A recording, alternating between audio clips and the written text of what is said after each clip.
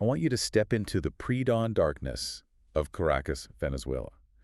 It is January 3, 2026. Right, the whole capital is asleep. Exactly. The tropical air is thick, the streets are dead quiet, and then, without warning, the airspace right above the city is breached. Just completely out of nowhere. Yeah. American military forces enter a sovereign nation, they bypass the military installations, and they strike directly at the presidential residence. Which is just wild to even picture. It is.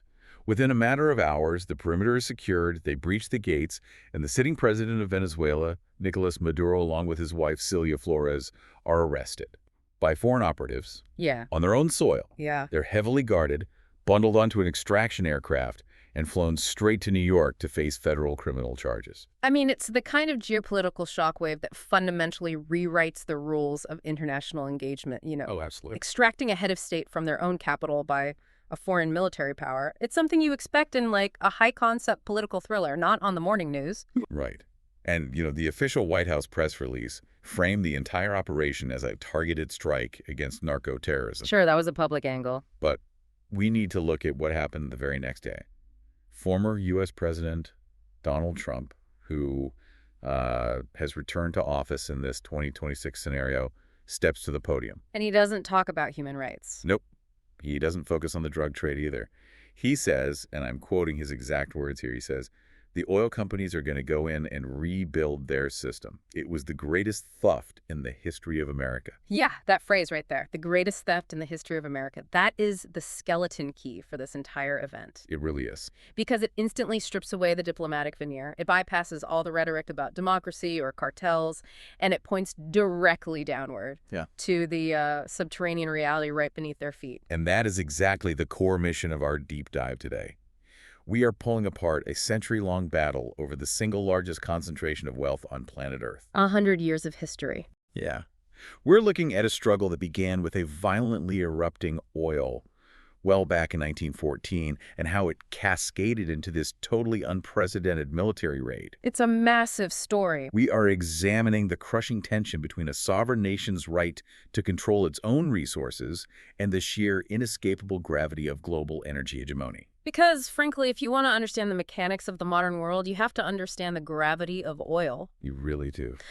But before we dive into the timeline, we do need to establish some ground rules for how we are analyzing all of this. Very important, yeah. The historical records, the leaked documents, and the geopolitical maneuverings we are examining today are highly politically explosive. To put it mildly. Right. I mean, we're analyzing covert CIA operations, socialist revolutions, aggressive U.S. military actions, brutal economic warfare. So our role here is absolutely not to endorse any political ideology. No, we aren't playing defense attorney for Washington or Caracas. Exactly. We are looking objectively at the facts presented in our sources to understand the mechanics of power, purely and simply.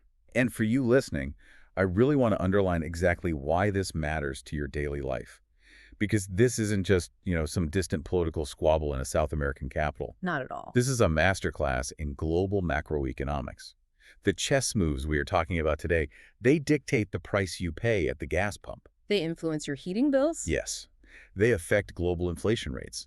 This is about how empires maintain their financial grip and how the global world order is being actively, violently reshaped right in front of us. So, to understand how an American president in 2026 can publicly claim that a foreign nation's sovereign oil reserves are essentially stolen American property, you can't start in 2026. Right. Where do we start? You have to rewind to the exact moment the geopolitical tectonic plates first shifted. Okay, so we're going back to July 1914, to this tiny, sweltering agrarian village in western Venezuela called Cabimas. Right on the eastern shore of Lake Maracaibo. Yeah.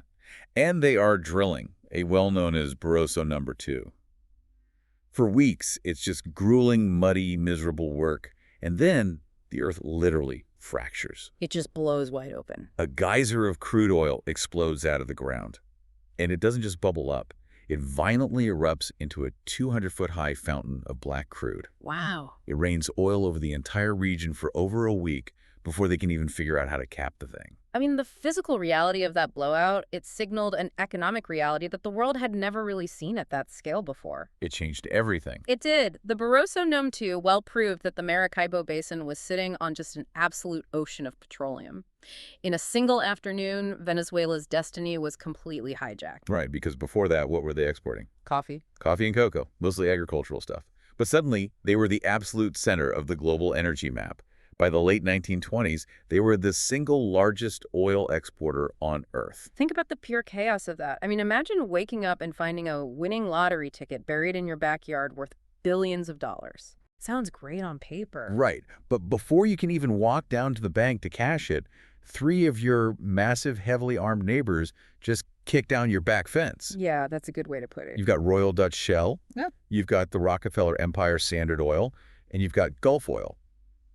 And they don't ask permission. No, they just move in. They move their massive industrial equipment onto your lawn, they cash the ticket themselves, and they hand you back just enough pocket change to keep you quiet. The sheer asymmetry of power in that dynamic is staggering, Hmm. but it introduces a foundational macroeconomic concept that basically dictates the next 100 years of Venezuelan history. It is. It's a phenomenon economists call the oil curse, or sometimes the paradox of plenty. Let's break down the actual mechanics of that curse because, on the surface, it sounds completely counterintuitive. It does. Having the most valuable liquid commodity on the planet should guarantee utopian prosperity. How does massive wealth become a curse? Well, the mechanism of the curse is really all about gravity. When a developing nation suddenly discovers massive resource wealth, and foreign conglomerates arrive to extract it, the host economy begins to warp. Okay, warp how? So the foreign companies funnel the vast majority of the profits right out of the country. Meanwhile, the local oil sector becomes this huge black hole for capital and labor. Because that's where the money is. Right. It pays just enough to pull workers away from the farms. It attracts all the government investment. So as a result, agriculture just begins to wither away. Right. Domestic manufacturing never gets off the ground because it's completely starved of investment. The entire nation basically becomes a monolith. They get completely dependent on exporting one single highly volatile commodity. While the actual wealth mostly enriches foreign shareholders and a very small local elite? Exactly. A very small, compliant local elite. So you essentially forget how to make anything else. Yep. You don't produce food, you don't produce textiles, you just pump black liquid. That's the curse. But, the Venezuelans didn't just passively accept the pocket change forever. The dynamic shifts pretty dramatically during World War II. Yes, 1943 is a massive turning point. We jump to 1943, and the Venezuelan government passes this revolutionary piece of legislation called the Hydrocarbons Law. They pioneer what becomes known as the 50-50 deal. Right. They look at these monolithic global oil titans, and they draw a line in the sand. They demand half the profits. Which, if you think about the geopolitical context of 1943, a developing Latin American nation looking Standard Oil in the eye and demanding an equal split of the pie, that was practically unthinkable. Which raises a massive question. Why did the American companies accept it? That's a great question. Because the standard operating procedure for Western powers back then, if a host country got greedy, was to just, fund a coup, install a friendly dictator, and go back to business as usual. Why give up 50%? You have to look at the global landscape at that exact moment. It was 1943. The Allied war machine was entirely dependent on Venezuelan crude to fuel the fight against the Axis powers. Oh, wow. I didn't even think about the WWII aspect. Yeah, a disruption in supply was an existential threat to the whole war effort. Furthermore, just a few years earlier, in 1938, neighboring Mexico had completely nationalized its oil industry. Meaning they kicked the foreign companies out entirely. Completely. And the Americans and the British were terrified of that contagion spreading down to Venezuela. So it was a calculated concession. A deeply pragmatic one, yeah. The profit margins were still so astronomically high, and the volume of oil coming out of the Maracaibo Basin was so massive that taking 50% of something was way better than taking 100% of nothing. Makes total sense. They accepted the deal to secure the supply, but, that concession fundamentally altered the psychology of the Venezuelan state. It proved that these foreign monopolies could actually be forced to the negotiating table. And that psychological shift doesn't stay contained in South America, right? The idea that producer nations could dictate terms begins to spread globally. It really does. And it culminates in a room in the Middle East, 17 years later, September 1960, we are in Baghdad. The Baghdad Conference of 1960. This is the birth of OPEC, the Organization of the Petroleum Exporting Countries. Right. Venezuela sends a delegation to sit down with representatives from Iran, Iraq, Kuwait, and Saudi Arabia. And the audacity of this meeting is just incredible. You have these 5 developing nations representing different cultures, different languages, completely different geopolitical interests. But they realize one fundamental mathematical truth. Exactly. They realize that if they compete against each other to sell oil to the West, the Western monopolies will always dictate the price. They'll just pit Saudi Arabia against Venezuela to drive the price into the dirt. Right. But if they unionize, if they form a unified production cartel, they can actually restrict the global supply. They can break the pricing monopoly of the Western oil majors, famously known as the Seven Sisters. And it wasn't just about getting, a few extra dollars a barrel. It was a direct challenge to the absolute hegemony of the U.S. dollar. They were trying to claw back control of the global market mechanism. And OPEC's ability to weaponize that mechanism becomes horrifyingly clear to the West a bit later, in 1973. Yeah, the 1973 Arab oil embargo. It fundamentally shattered the Western illusion of energy security. So what happened there, exactly? Well, in response to U.S. support for Israel during the Yom Kippur War, the Arab members of OPEC instituted an absolute embargo on oil shipments to the United States and its allies. Oh, wow. And the resulting supply shock caused global oil prices to basically quadruple in a matter of months. I mean, we've all seen the archival footage, right? Yeah. The lines of cars wrapping around the block at American gas stations, the absolute panic in the U.S. economy. Yeah, this chaos. But we rarely look at that exact same moment from the perspective of Caracas, because Venezuela was a founding member of OPEC, but they were not part of the Arab embargo. Right, they kept pumping oil. They kept pumping, and suddenly, every single barrel they loaded onto a tanker was worth 4 times as much. The influx of capital into the Venezuelan treasury was just staggering. I can't even imagine. Almost overnight, the oil boom transformed Venezuela into the wealthiest nation in Latin America per capita. They were importing Concorde jets, building massive infrastructure projects, subsidizing everything you could think of. But, and this is where it gets dark, this is where the curse mutates into something far more insidious. Because all that cash flooding into the country actually triggers an economic disease. Yes. The technical term is Dutch disease. Dutch disease. Named after a similar crisis in the Netherlands after they discovered natural gas. It is basically the most lethal symptom of the oil curse. How does it work? So when you export a massive volume of a highly prized commodity, foreign currency, primarily U.S. dollars, just floods into your central bank. Okay. This massive influx of foreign reserves artificially strengthens your local currency. Let's make this tangible for a second. Because a strong currency usually sounds like a great thing, right? Yeah. Your money goes further. Think of the Venezuelan economy like a bodybuilder who discovers a machine at the gym that only works the right bicep. Okay, the oil sector. Right, the oil sector. So they train that one muscle obsessively because it provides massive, immediate rewards. The bicep grows to freakish proportions, but the rest of the body is completely ignored. The legs atrophy. The legs atrophy. The core weakens. Eventually, the bodybuilder can't even stand up under their own weight because the sheer mass of that one muscle has destroyed the structural integrity of the entire body. Wow, that is a brilliant way to visualize it. Because the currency is so hyperinflated, it becomes ridiculously cheap for Venezuelans to just import everything. Exactly. Why build a factory to make shoes when you can import them from Europe for pennies on the dollar? Right. Why farm corn when you can import it from the U.S. cheaper than it costs to actually grow it in your own dirt? You don't. The local manufacturing and agricultural sectors are entirely wiped out by the artificial strength of the currency. The nation loses the ability to feed itself or produce basic goods. That is terrifying. They become utterly reliant on this single volatile commodity to pay for the imports that keep the country alive. If the price of oil remains high, it's a golden age. But if the price of oil crashes, the country instantly starves. And riding the high of that 1970s windfall, feeling totally invincible, the Venezuelan government makes the ultimate move. January 1st, 1976. The nationalization. Yes. President Carlos Andrés Pérez stands before the nation and formally nationalizes the entire oil industry. They create PDVSA, the state-owned oil behemoth. And the foreign conglomerates, the ExxonMobils, the Shell. They're told their leases are terminated. The era of the 50-50 split is over. It is now 100% Venezuelan. It was heralded as the final victory of national sovereignty, the complete reclamation of their geological birthright. But the timing of the nationalization was a historical trap. A trap? How so? They took full ownership of the infrastructure just as the global oil market was preparing to collapse. Ah. Because by the 1980s, new oil discoveries in places like the North Sea and Alaska, combined with increased energy efficiency in the West, led to a massive global oil glut. Right, and prices just plummeted. And PDVSA was caught in the exact scenario we just described with the bodybuilder. Exactly.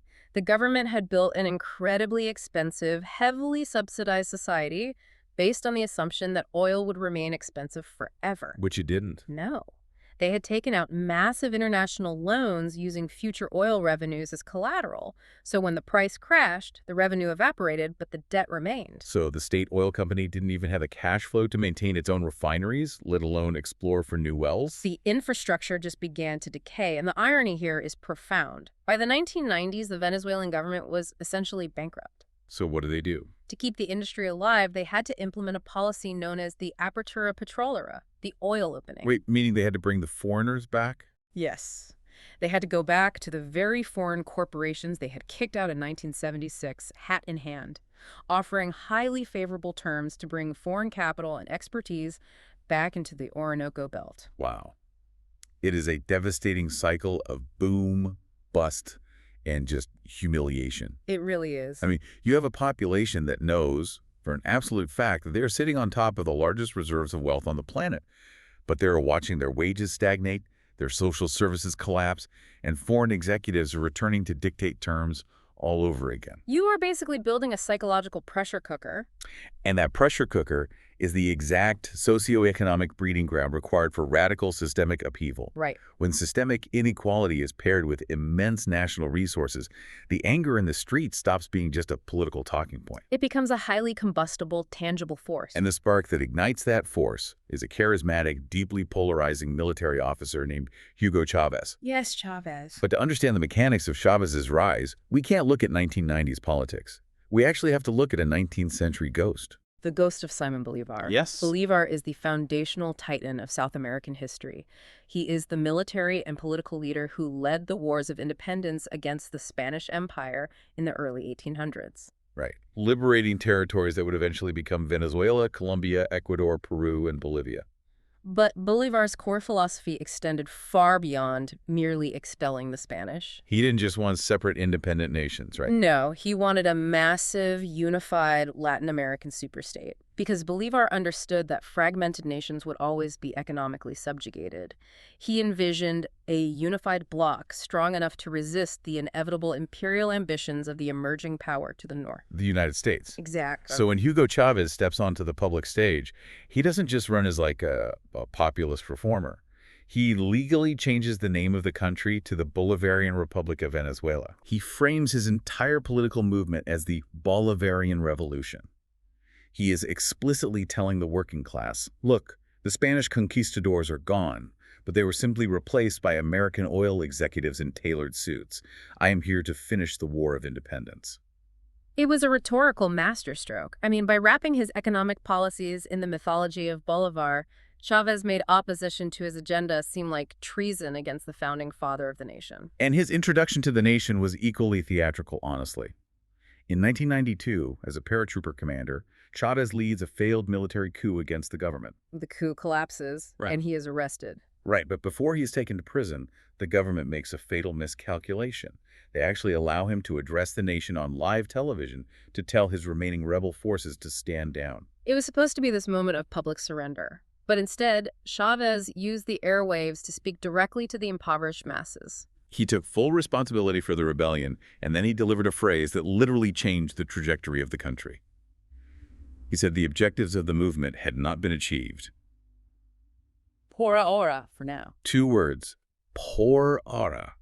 It was a promise. Yeah. It signaled to the forgotten underclass that the fight wasn't over. He goes to prison, he is pardoned a couple of years later, and then he pivots entirely to the democratic process. And in 1998, he runs for president, and he sweeps the election with 56% of the vote. And the moment he takes the presidential palace, he begins weaponizing the country's oil reserves in a way the world had really never seen. So what's his first move? Chavez systematically dismantled the 1990s apertura. He passed new hydrocarbon laws mandating that PDVSA, the state company, must hold a majority stake, at least 60% in all upstream oil operations. So if a foreign company wanted to pull oil out of the ground in Venezuela, they had to submit to being a minority partner to the state. Exactly. But the domestic control was really only half the strategy. Our sources detail a fascinating international program Chavez launched called PetroCaribe. Yeah, this wasn't just selling oil. This was using crude oil as geopolitical currency to construct an anti-imperialist coalition. The mechanics of PetroCaribe were ingenious from a diplomatic perspective, right? Absolutely. Venezuela offered massive long-term oil shipments to smaller Caribbean and Central American nations at heavily subsidized rates. These nations, which were really struggling to pay market prices for energy, suddenly had their economies stabilized by Venezuelan crude. They could pay a fraction of the cost up front and finance the rest over, 25 years at like 1% interest. Yeah, incredible terms. And he didn't just want cash, he engaged in massive barter economies. Oh, like with Cuba. The most famous example is his arrangement with Cuba, yeah. He sent tens of thousands of barrels of cheap oil to Havana every single day. In exchange, Fidel Castro didn't send money, he sent human capital. Right. Cuba sent thousands of trained doctors, teachers, and sports trainers into the poorest slums of Caracas to staff Chavez's new social programs. So by heavily subsidizing the energy grids of half the Caribbean, Chavez effectively bought their votes in international forums, like the Organization of American States and the UN. He was building the unified bloc that Bolivar had dreamed of, entirely financed by the PDVSA oil revenues. But let me challenge the long-term viability of that strategy for a second, because you have a leader taking the sovereign wealth of his nation wealth that is desperately needed to maintain the actual oil infrastructure, mind you, and essentially selling it at a massive discount or trading it for doctors just to poke Washington in the eye. Right. You are building an anti-U.S. coalition right in America's backyard. If you were sitting in the Pentagon or the State Department, you don't view that as brilliant diplomacy. You view that as a contagion. Oh, it was an absolute strategic provocation. Chavez was directly challenging the U.S. sphere of influence. He was openly courting alliances with geopolitical rivals, eventually striking deals with Russia for military hardware and China for massive infrastructure loans. He was constructing an alternative economic ecosystem that totally bypassed the U.S. dollar. And he loved the fear of the provocation, too. Oh, yeah, like in 2006. 2006. He takes the podium at the UN General Assembly in New York. U.S. President George W. Bush had spoken the day before. And Chavez walks up, adjusts his notes, looks out at the world leaders, and literally calls the President of the United States the devil. He says, "The devil came here yesterday. I can still smell the sulfur in front of this table." The audacity to do that on American soil, in front of the global press corps. But the rhetorical theater masked a very dangerous, escalating covert reality. Washington had already demonstrated its willingness to support regime change in Caracas. Right, back in 2002. In April 2002, military high command and business leaders executed a coup against Chavez. A conservative businessman named Pedro Carmona was quickly sworn in as president. And within hours, the Bush administration officially recognized the Carmona government. The State Department just openly welcomed the overthrow of a democratically elected leader because he was a thorn in their side. But the coup plotters underestimated the fierce loyalty of the working class and crucial factions within the military rank and file. Massive protests erupted in the streets. The Presidential Guard mutinied against the coup leaders. So within 48 hours, the Carmona government collapses, and Chavez is flown back to the presidential palace in a helicopter. He survived the ultimate stress test, and surviving a CIA-backed coup, which U.S. intelligence leaks later confirmed the CIA had advanced knowledge of and had encouraged, that made Chavez politically bulletproof at home. He was untouchable. In 2004, the opposition tried to recall him via a national referendum, and he crushed it, winning 59% of the vote. Armed with that unassailable political mandate, Chavez accelerated the revolution, which brings us to the pivotal year of 2007. The year of the Great Nationalization. Yes. This is the moment the fuse is officially lit for the 2026 raid. Up until 2007, giant American energy conglomerates like ExxonMobil and ConocoPhillips were still operating massive extraction projects in the heavy oil fields of the Orinoco Belt. They had poured billions into the infrastructure there. And Chavez issued a decree. He demanded that these multi-billion-dollar projects be transitioned into joint ventures where PDVSA held the majority control. Several European companies negotiated and accepted the new, less profitable terms, but ExxonMobil and ConocoPhillips refused to cede control of their assets. So Chavez simply sent the military in to seize the facilities. Just walk right in. The state violently expropriated projects like Cerro Negro and Petroswada. The American executives were forced to pack up their offices and leave the country. Billions of dollars of private corporate investment were swallowed by the Venezuelan government overnight. And the legal fallout from this expropriation was catastrophic. ExxonMobil immediately filed for international arbitration, claiming over $10 billion in stolen assets and lost future profits. Wow. Years later, an international tribunal actually awarded them $1.6 billion. And here is the punchline, folks. Venezuela never paid it. Not a dime. They essentially laughed at the arbitration ruling. And we really need to draw a direct, bright red line from this moment in 2007 to Donald Trump standing in a microphone in 2026. Exactly. When Trump justifies a military raid by saying it was the greatest theft in the history of America, he isn't speaking metaphorically. He's literally talking about the seizure of Exxon's assets. It exposes this profound ideological chasm regarding sovereign rights. From the perspective of Western corporate law, Chavez engaged in illegal state-sponsored piracy. Sure. But from the perspective of the Bolivarian Constitution, foreign corporations had been systematically extracting the geological wealth of the nation for decades, taking the profits to Texas and leaving the pollution in Maracaibo. Right. For Chavez, seizing the assets wasn't theft, it was the recovery of stolen goods. But the tragedy of Chavez's revolution is that he proved completely incapable of managing the goods he recovered. Yeah. In March 2013, Hugo Chavez dies of cancer. And he leaves behind an incredibly complicated, ultimately doomed legacy. Because the statistics from the peak of his tenure are undeniable. Using the massive influx of cash from the 2000s oil boom, he cut extreme poverty in half. He built millions of state-subsidized homes. He eradicated illiteracy in certain sectors through massive social missions. But the cost of those programs was the total cannibalization of the oil industry. Precisely. Chavez treated PDVSA like a political ATM. He drained the company's revenues to fund his domestic social programs and his international Petro-Caribe diplomacy. Didn't he also gut the technical staff? Oh, yes. He fired thousands of the top engineers and executives following an industry strike in 2002, replacing technical experts with political loyalists. He completely starved the refineries of the vital capital expenditure required to perform even basic maintenance. He essentially killed the goose that laid the golden eggs to feed the village for a weekend. That's exactly it. He left behind a rotting infrastructure, a deeply corrupt bureaucracy, and an economy that was completely addicted to oil, remaining at $100 a barrel. And into this totally precarious reality steps his successor, Nicolas Maduro. Maduro was a former bus driver and trade union leader who had risen to become Chavez's vice president. He possessed none of Chavez's magnetic charisma or, deep connection to the military. Right. He inherited a house of cards, and almost the moment he took the oath of office, the wind began to blow. And by wind, we mean the 2014 global crash in oil prices. Yes. And it's crucial to understand why that crash happened, actually. Because it wasn't just a random market fluctuation. It was driven largely by technological innovation in the United States. The U.S. shale boom. Advances in hydraulic fracturing, or fracking, allowed the U.S. to unlock massive reserves of domestic oil and natural gas. Meaning the U.S. didn't need as much foreign oil. Exactly. The United States suddenly shifted from being the world's largest consumer of foreign oil to becoming a massive producer, basically flooding the global market with supply. In June 2014, global crude was sitting comfortably at around $108 a barrel. By early 2016, that flood of new supply drove the price down to under $30 a barrel. And the mathematical reality for Venezuela was apocalyptic.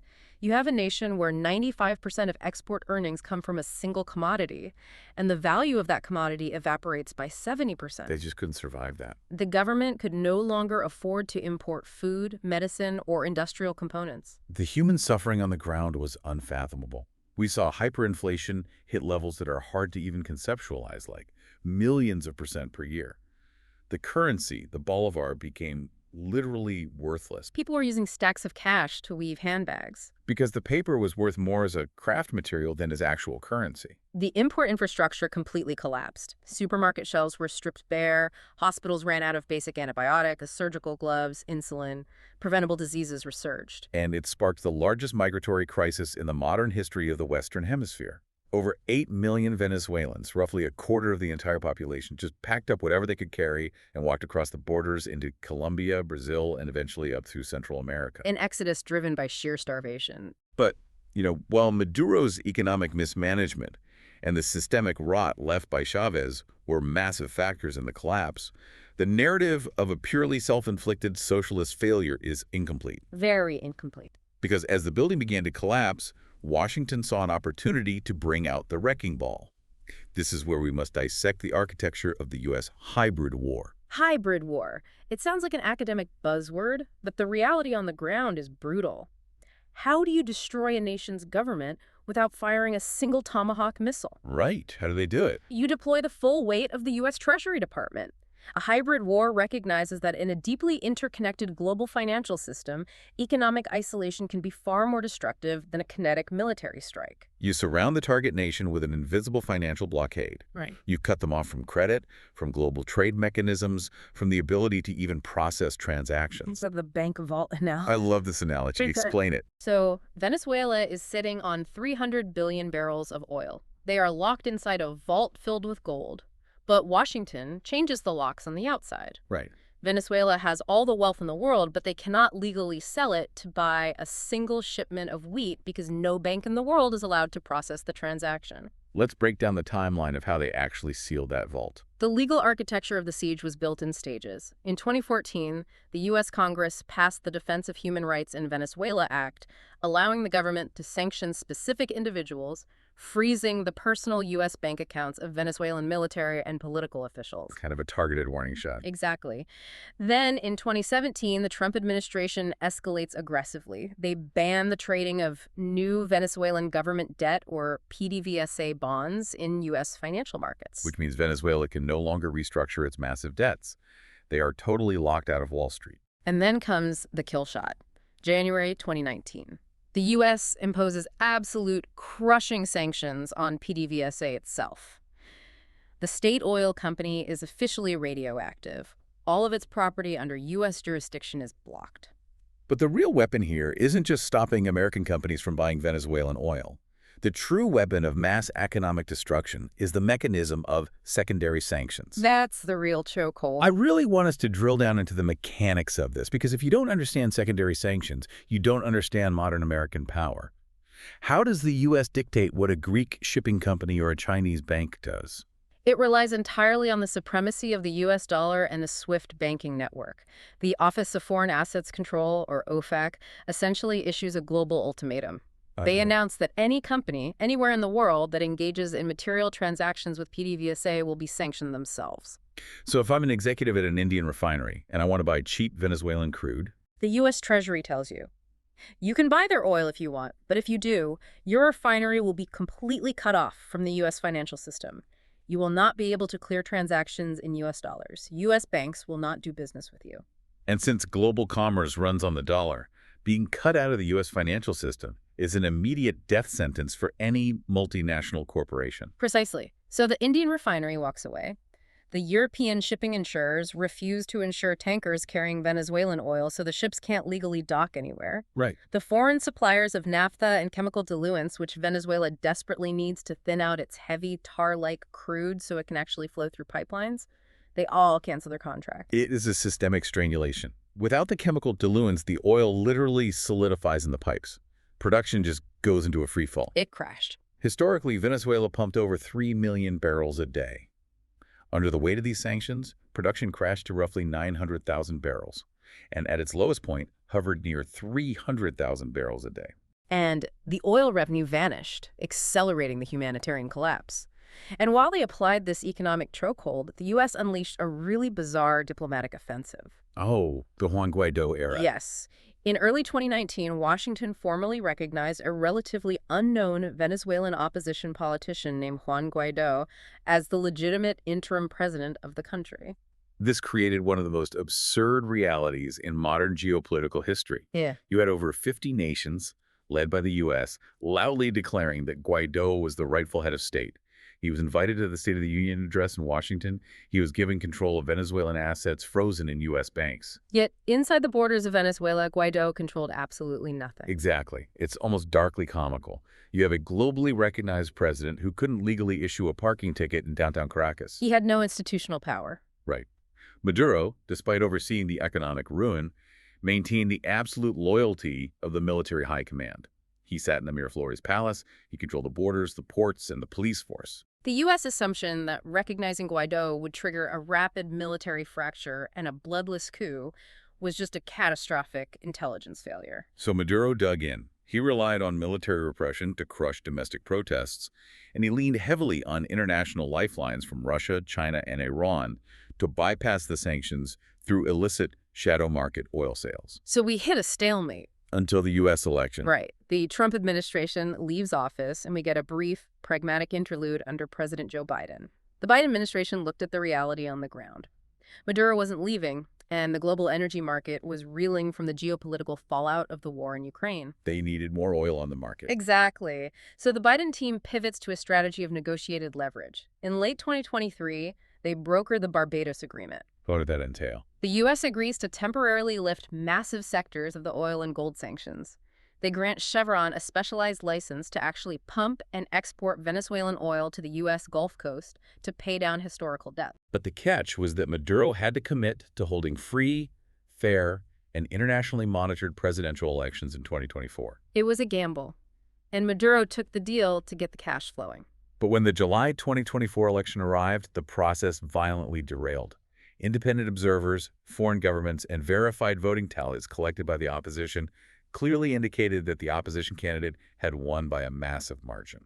But Maduro simply sent his loyalist electoral council out to announce that he had won. With zero data. He provided zero granular voting data. He claimed the transmission systems had been hacked by foreign operatives. He just stole it in broad daylight. And the international backlash was immediate. Recognizing the complete breach of the Barbados Agreement, the Biden administration snapped the crushing sanctions back into place. The brief window of diplomatic engagement slammed shut. Which brings us to the snapping point. Because the timing of that failed election is everything. It sets the stage for January 2025. Donald Trump returns to the Oval Office for a second term. He looks at the failure of the Guaido experiment. He looks at the failure of the Barbados negotiations. And he decides that diplomatic isolation and economic sanctions are no longer sufficient. Right. We are now moving into the escalation matrix that leads directly to the 2026 military raid. The incoming Trump administration fundamentally changes the paradigm of the conflict. Within weeks of his inauguration, in February 2025, Trump completely terminates the remaining Biden-era concessions. He revokes Chevron's operating license, forcing them to wind down operations. And then he begins laying a very specific legal groundwork. This is fascinating. He officially designates the Tren de Aragua, which is a vicious transnational Venezuelan prison gang that had spread across South America and into the U.S. as a foreign terrorist organization. Okay, that makes sense on the surface, but where does it lead? That designation was the crucial first step in a much larger legal strategy, because a few months later, in July 2025, the U.S. Treasury and State Departments take an unprecedented leap. They formally designate the Cartel de los Soles as a transnational terrorist organization. The Cartel of the Suns. Yes. This is allegedly a massive, shadow drug trafficking syndicate embedded within the highest echelons of the Venezuelan military brass. And crucially, the U.S. Department of Justice indictment explicitly names Nicolas Maduro as the operational head of this narco-terrorist cartel. Let's stop and analyze the mechanics of this shift, because for 20 years, the public U.S. justification for intervening in Venezuela was ideological. It was about restoring democracy or combating socialist dictatorship. Exactly, or protecting human rights. Suddenly, the administration pivots entirely to fighting narco-terrorism.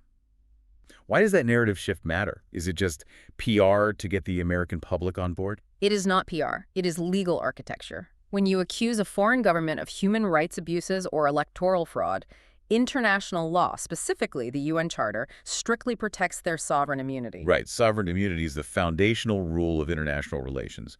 You cannot militarily invade a country just because you don't like how they run their elections. However, The post-9/11 legal framework regarding terrorism and international drug trafficking is fundamentally different. By legally classifying the ruling elite of Venezuela not as a sovereign government, but as a transnational narco-terrorist syndicate masquerading as a state, the U.S. administration bypasses the protections of sovereign immunity. Oh, wow. They grant themselves the legal justification under their own domestic policy to take aggressive, kinetic military action. You don't negotiate with a cartel, you dismantle it. It's a legal loophole that greenlights a war, Essentially, yes. and the military squeeze begins almost immediately. By the fall of 2025, the pressure campaign goes kinetic. The State Department doubles the bounty on Maduro's head, raising it from $25 million to $50 million for information leading to his capture. Simultaneously, the Pentagon initiates a massive naval buildup in the Caribbean basin. It is framed as an expanded counter-narcotics operation, but the reality is an armada parked right off the Venezuelan coast. We're talking Arleigh Burke-class destroyers, littoral combat ships, and specialized extraction teams operating out of forward bases in Colombia and the Caribbean islands. And the friction sparks violence. Our sources document a rapid, terrifying escalation. Like what happened on September 2nd. Right. September 2, 2025, U.S. naval forces fire upon and destroy a speedboat in international waters near the Venezuelan coast, claiming it ignored warnings and was suspected of smuggling cocaine.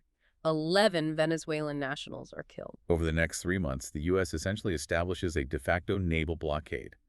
They begin aggressively intercepting and confiscating ghost tankers attempting to smuggle Venezuelan oil to Asia. The U.S. Southern Command reports over 30 kinetic engagements, resulting in over 115 deaths. And then in late December, a U.S. drone strike completely vaporizes a loading terminal at a major Venezuelan port, under the justification that it was a cartel logistics hub. Now, I have to ask about the domestic politics of this. How is the administration doing all of this without congressional authorization for a war? Right? It seems crazy.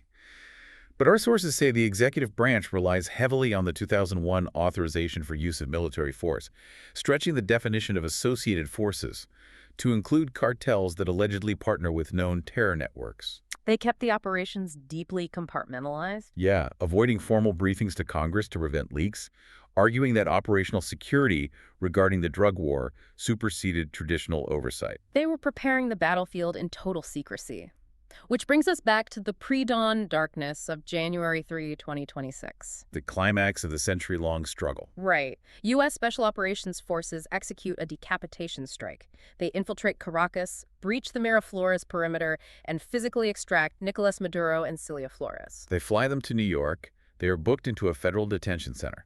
They are brought before a judge in the Southern District of New York, where federal prosecutors read out charges of narco-terrorism, cocaine trafficking, and weapons violations. And Maduro, standing there in a prison jumpsuit, pleads not guilty. The legal collision playing out in that New York courtroom is absolutely unprecedented in modern history. It's staggering to think about. You have U.S. prosecutors arguing that because the 2024 election was fraudulent, Maduro is a usurper, a cartel boss with absolutely no diplomatic standing. Conversely, Maduro's defense attorneys are citing the Vienna Convention, screaming that he is a recognized head of state and possesses absolute unassailable sovereign immunity from prosecution by a foreign domestic court. Think about the global precedent that sets. If you are sitting in the capital of any developing nation, watching this unfold, the message is chilling. It really is. It says that if a global superpower decides your election is invalid and slaps a terrorism label on your government, they grant themselves the right to send a strike team to drag you out of your bed and put you in a foreign jail cell. It completely dismantles the illusion of Westphalian sovereignty. But the geopolitical shockwave inside Venezuela was handled with terrifying efficiency. The power vacuum lasted a matter of hours. The morning after the raid, Maduro's vice president, Delcy Rodriguez, is swiftly installed as the acting president. And this is where the choreography becomes incredibly transparent. Acting President Rodriguez doesn't declare war on the United States. She doesn't mobilize the military to retaliate. No, she doesn't. Instead, as a quote-unquote goodwill gesture to Washington, she immediately releases hundreds of political prisoners. And in perfectly synchronized reciprocity, President Trump announces that $3 billion worth of previously seized and sanctioned Venezuelan oil is going to be immediately released and shipped to U.S. refineries. It is breathtaking.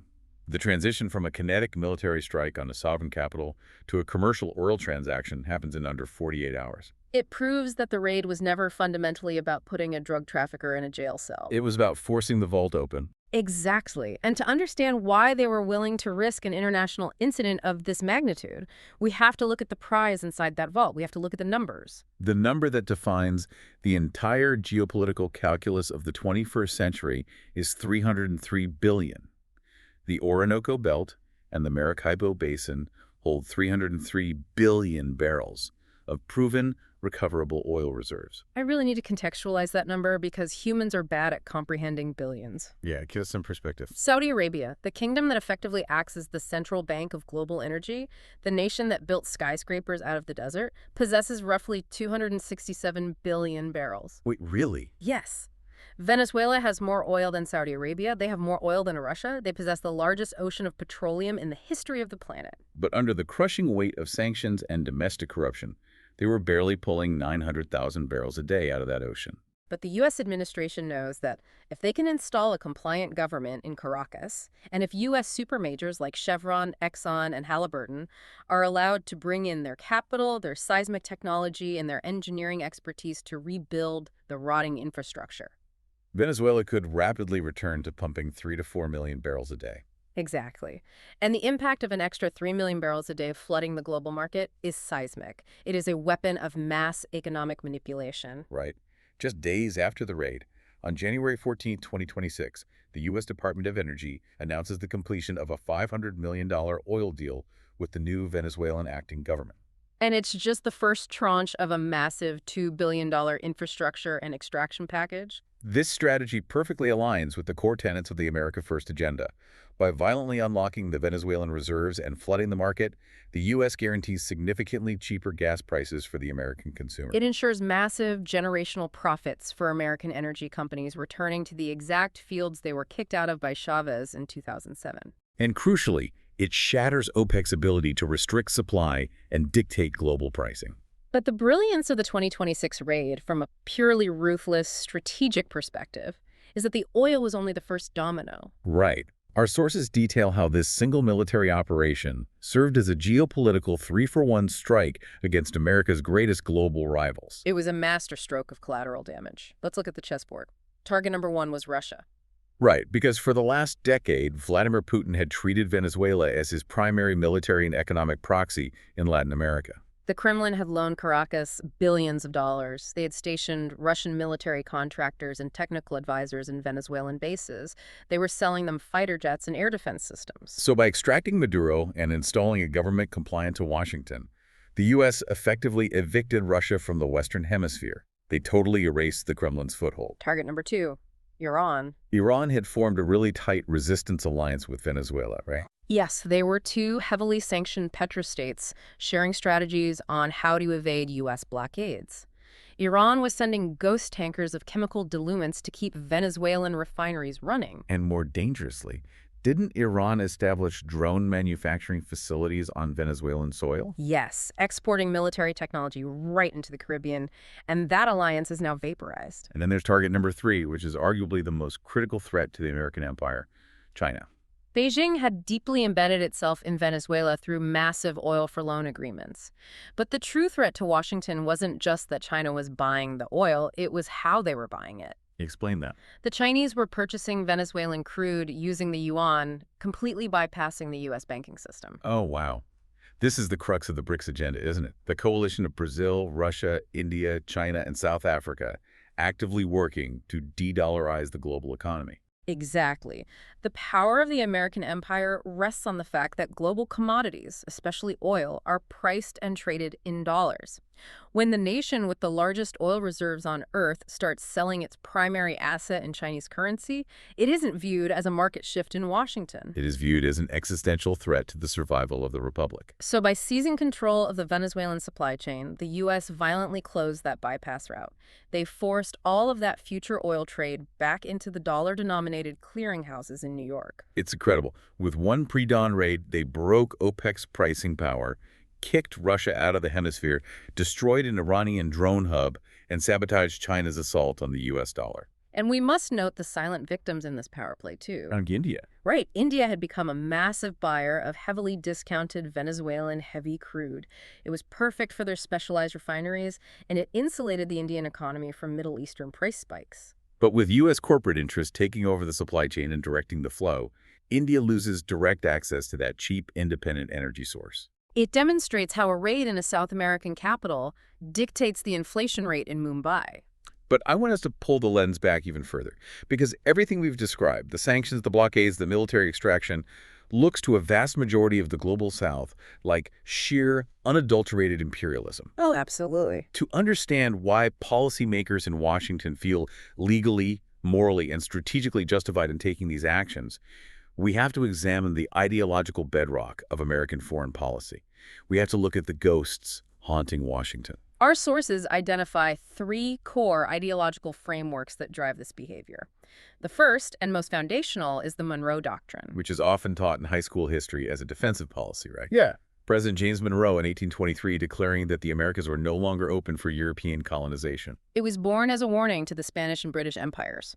But over 2 centuries, the Monroe Doctrine evolved from a defensive posture into an assertion of exclusive hemispheric hegemony. It basically declares that the entire Western Hemisphere is the exclusive backyard of the United States. Exactly. Any foreign intervention, whether it's a Russian military advisor, an Iranian drone engineer, or a Chinese infrastructure loan, is viewed not as a bilateral agreement between sovereign nations, but as a hostile trespass against the United States. So when Chavez and Maduro started inviting Moscow and Beijing into the Orinoco Belt, Washington viewed it as a violation of a 200-year-old territorial claim. And you combine that geographical doctrine with the psychological framework of manifest destiny.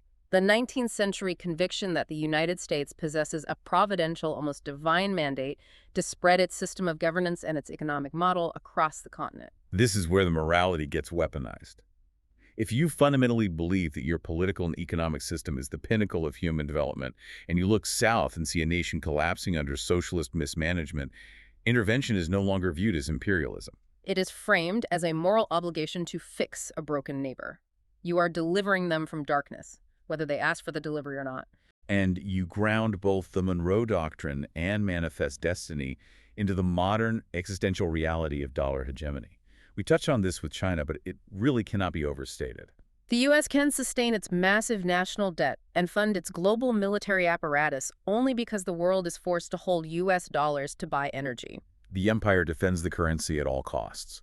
So when we synthesize all of this history, a profoundly clear, almost cynical pattern emerges. It does. If you look at the last 25 years of U.S. intervention in Venezuela, the mask they wear keeps changing. In the 2002 coup against Chavez, the justification presented to the world was the defense of democracy. During the 2019 hybrid war, the sanctions and the recognition of Guaido, the justification was the protection of human rights and halting a humanitarian crisis. And in the kinetic military raid of 2026, the legal justification was the eradication of narco-terrorism. The rhetoric adapts to whatever the international legal framework requires at the time. But beneath the changing masks, the underlying machinery operates with cold, mathematical consistency. It is always about controlling the flow of the oil, defending the supremacy of the dollar, and enforcing absolute geopolitical dominance over the Western Hemisphere. It is the brutal physics of global power. Which brings us to the end of our timeline today. We've traced a staggering 100-year arc. It began in 1914 with a violently erupting geyser of black gold in a sleepy agrarian village, promising a future of unimaginable utopian wealth. And it culminated in 2026 with a sovereign South American president locked in a New York federal holding cell. And a nation's sovereign wealth essentially foreclosed upon by U.S. corporate interests.